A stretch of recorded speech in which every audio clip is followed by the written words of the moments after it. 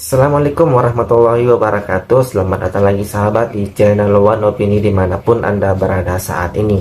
Pada video kali ini kita akan membahas di mana para gerombolan pemburu ijazah Bapak Jokowi sepertinya mereka sudah semakin panik, semakin pusing karena mereka ini sudah banyak melakukan upaya-upaya supaya proses hukum ini tidak dilanjutkan. Namun sayangnya sahabat-sahabat, Bapak Jokowi menolak untuk melakukan mediasi dan menolak untuk berdamai dengan mereka, karena Bapak Jokowi akan memberikan pelajaran bagi mereka, dan mereka sudah merendahkan Bapak Jokowi dan sudah memfitnah.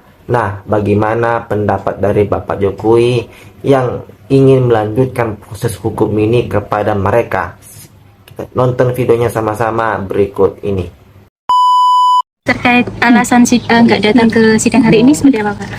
Mediasi. Semuanya sudah kita berikan kuasa kepada tim kuasa hukum, baik untuk mediasi maupun untuk urusan gugatan perkara. Artinya siap untuk menuju sidang pembuktian ya, Pak? Siap untuk melanjutkan sidang ya? Kalau lanjut ke persidangan nanti, apakah nanti juga akan datang, Pak? Jika nanti lanjut mediasi selesai lanjut ke persidangan, apakah nanti akan datang? Kalau diperlukan. Pun akan juga membawa ijazah? Kalau diperlukan. Ya. Pak, yang lain, Pak? Kemarin misalnya kita di Polda Metro Jaya diharuskan membawa ijazah asli, ya kita bawa. Semuanya dari SD, SMP, SMA, universitas, semuanya kita bawa. Pak, kalau melihat beberapa relawan juga ikut melaporkan terkait ijazah palsu ini sendiri seperti apa, Pak? Ya, saya kira kan setiap individu, setiap orang atau organisasi memiliki hak untuk itu, tapi dilakukan secara baik-baik. Mediasi kami kalau menolak bukan mediasi, kami tetap memenuhi karena itu bagian dari hukum acara sesuai dengan Perma nomor 1 tahun 2016. Akan tetapi dalam mediasi tersebut kami mohon kepada mediator agar dinyatakan tidak terjadi adanya suatu kesepakatan untuk damai. Jadi saya justru berharap agar perkara ini berlanjut, ya, berlanjut apapun konsekuensinya, karena sesuai dengan posita gugatan penggugat, dia akan membuktikan bahwa ijazah Pak Jokowi adalah palsu.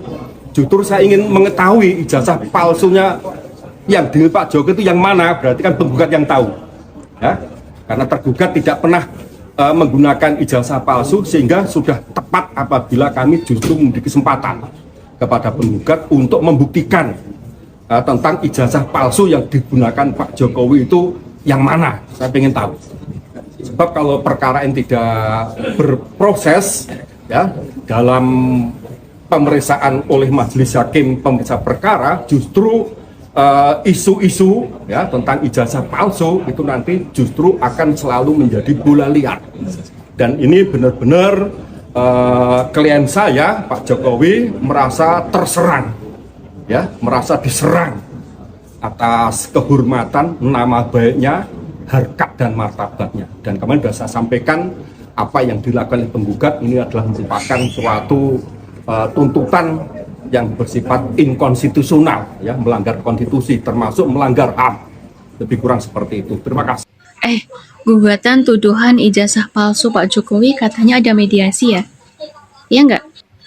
Pokoknya jangan ada kata damai, biar mereka yang menuduh Pak Jokowi dengan tuduhan ijazah palsu bisa dipenjara, dihukum, dipidana.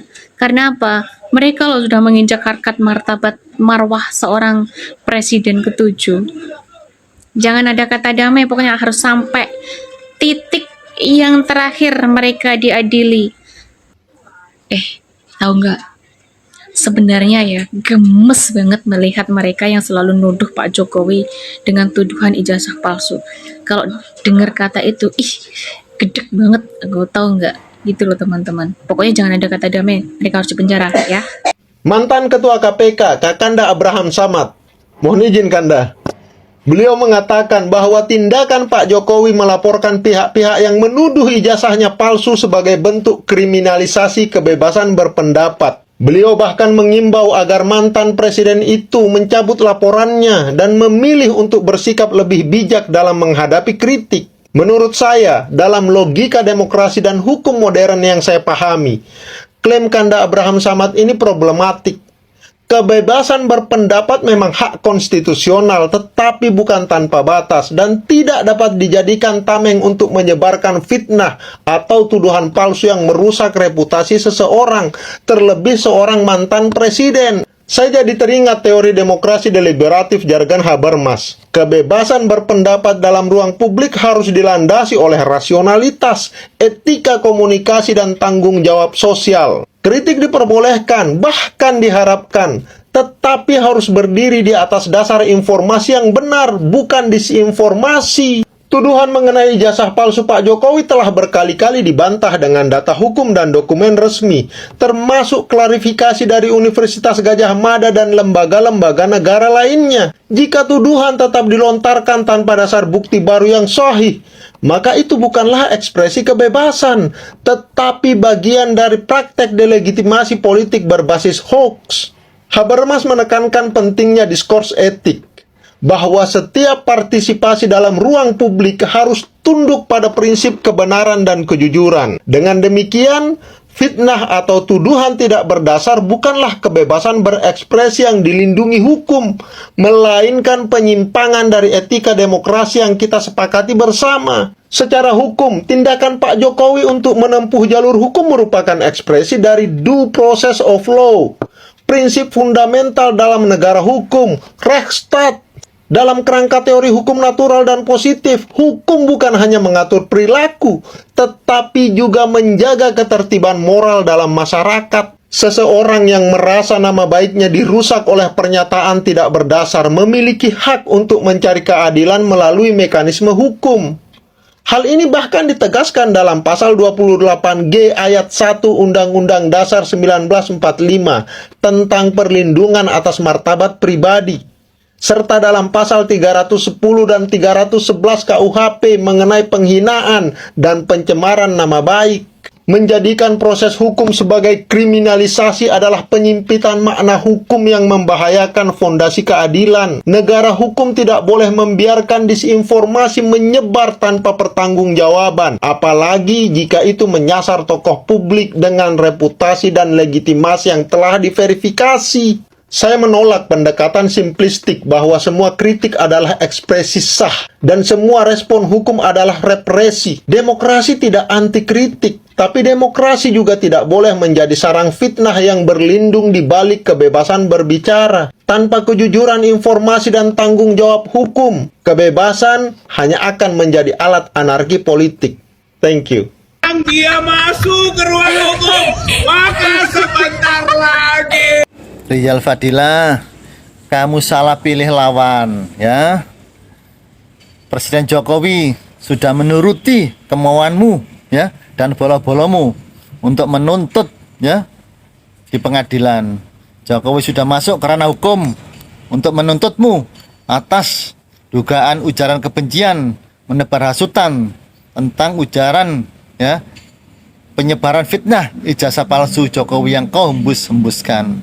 Rizal Fadila, kamu jangan berpikir, jangan bermimpi yang indah-indah, ya, bahwa nantinya rakyat sudah meyakini yang masuk jeruji besi adalah kamu dan bola-bolamu, bukannya Jokowi, ya. Jokowi pasti akan diangkat derajatnya, ya, karena rakyat tahu, ya, siapa sebenarnya yang busuk, ya, siapa sebenarnya yang baik, ya. Yang busuk siapa? Jokowi apa kamu dan bola-bolamu? Yang baik siapa? Jokowi atau kamu dan bola-bolamu, ya. Rakyat sudah tahu, walaupun pengadilan belum memutuskan hukuman, rakyat sudah tahu, ya. Ukuran baju orenmu sudah disiapkan, ya. Pantes, ya. Jangan khawatir, nggak pantas memakai baju itu.